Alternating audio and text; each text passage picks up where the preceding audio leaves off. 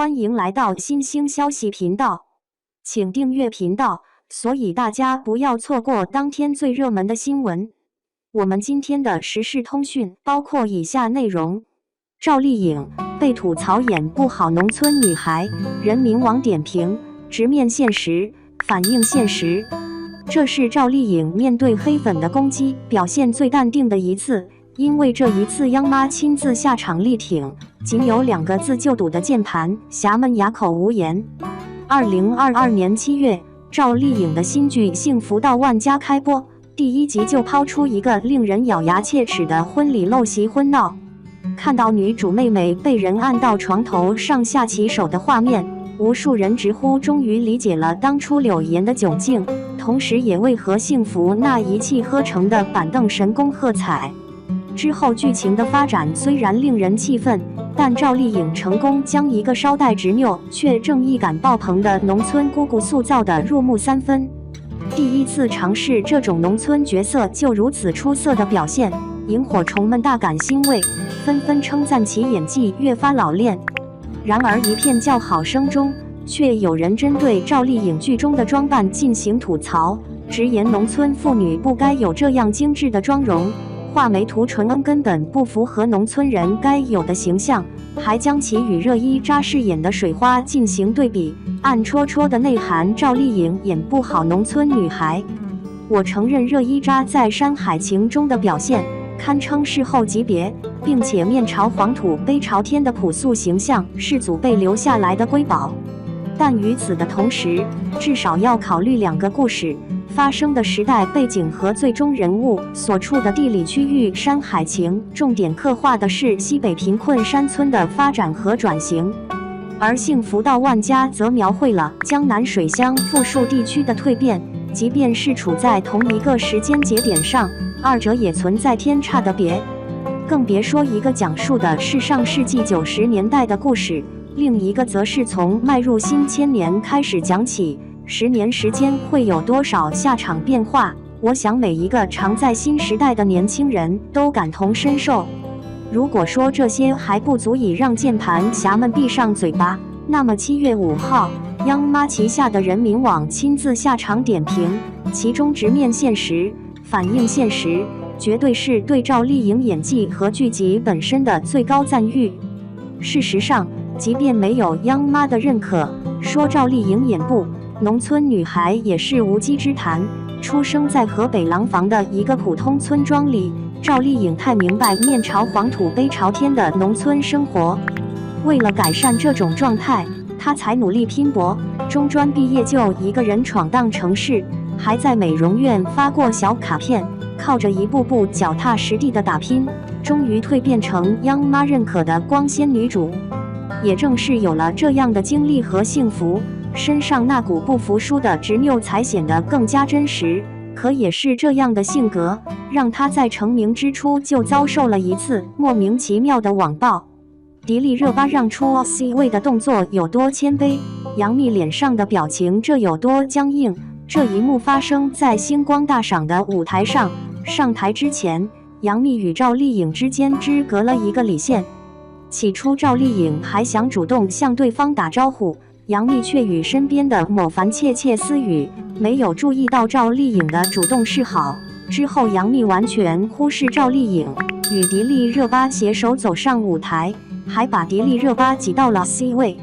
但迪丽热巴显然很清楚自己的身份，先不说咖位比2人低上一头，身为嘉行签约艺人，她可不敢跟老板争抢 C 位，所以正是何兆前主动将 C 位让给了杨幂。只是面对镜头喜笑颜开的杨幂，这次表情却格外僵硬，而另一边的赵丽颖似乎也心有所感，故意用头发遮住了半边视线，避免与杨幂产生目光交集。巧合之下，2人的关系引起了无数人的好奇，甚至传出了杨幂带头孤立赵丽颖的言论。然而事实真是如此吗？虽然同为85后顶流小花，2人私下的交集其实并不多，唯一一次有迹可循的关联是在2011年时，宫斗剧盛行，杨幂依靠于正的宫锁心玉顺利出圈，彻底跻身一线小花行列。恰巧赵丽颖也在某剧组开工，因为造型和妆容与晴川相似，剧组外围的游客直接把她认成了杨幂，这让内心要强的赵丽颖感到不适，于是在个人社交账号上公开吐槽。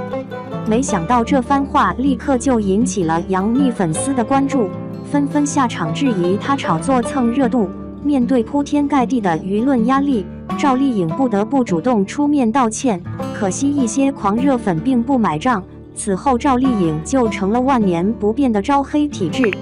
上节目帮助李晟解围要被喷，喝水姿势不雅，跑男中险些溺水也要被人质疑炒作，被黑的次数多了，粉丝们开始忠心护主，好事者则唯恐天下不乱，于是便有了杨幂刻意孤立赵丽颖的传言。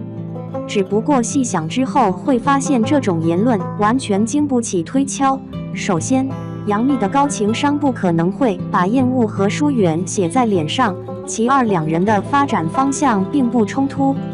自从嘉行传媒成立之后，杨幂就从流量小花蜕变成了幕后资本，而赵丽颖自始至终都在演员这条路上埋头深耕。从2017年《楚乔传》至今，平均每年一部爆款剧就是最好的证明。但别以为她没有晋升资本的使命，因为从认识吴奇隆开始，赵丽颖就顿悟了资本游戏的真谛。别的女星忙着拉帮结派、抱团取暖时，赵丽颖凭什么敢单打独斗？谁也不服。2015年，赵丽颖遇到了演艺生涯的两位贵人。第一位贵人名叫黄斌，赵丽颖亲切地称呼他为斌爸爸。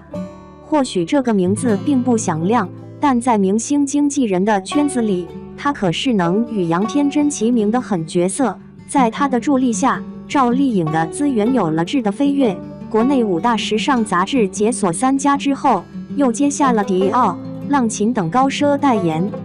影视剧方面同样多点开花，《花千骨》连续29天拿下单日播放冠军，成为内地首部播放量突破200亿的电视剧。《蜀山战记之剑侠传奇》也收获不错的口碑。不过最重要的是，在这部剧中，他遇到了自己的第二位贵人，这个人就是吴奇隆。身为主演兼出品人，吴奇隆对赵丽颖十分欣赏。赵丽颖从吴奇隆身上学到不少经验，二人在片场一见如故。彼时吴奇隆的稻草熊影视文化公司还在发展初期，急于拉人入伙，于是便借机向赵丽颖抛出了橄榄枝。无奈赵丽颖名气才刚起来，并没有太多积蓄，最终这10万元的友情价认购了稻草熊影业1%的股份。可别小看这1%，截止2021年，有资料显示，稻草熊的市值已经飙升到71亿1%，就是7100万。而这还只是赵丽颖生财之道的开始。之后，赵丽颖又成了稻草熊子公司蓝色沸点的股东兼法人。2017年的爆款剧《楚乔传》，该公司也是出品方之一。据证监局文件显示，经《楚乔传》一部电视剧芒果台为了买下第一手独播权，就喊出了2.58亿的天价，再加上后续的网播，赵丽颖的入账可想而知。也是这一年，赵丽颖以1.04亿的年收入位列中国名人收入排行榜第13名，而同时期的冯绍峰只有2910万，排名第92。而到了2021年，尽管受爽子姐的影响，广电总局对艺人的片酬进行了限制，赵丽颖依然成功挤入福布斯中国名人榜。其实可以说，只要她想要在资本市场驻足，就可以像杨幂那样自己当老板。但赵丽颖却始终单打独斗，一方面早已赚得盆满钵满的她并不缺钱，另一方面她深刻地明白，身为演员，依赖资本容易翻车，背靠流量容易过时，唯有扎实的演技和经典的作品才是永恒的道理。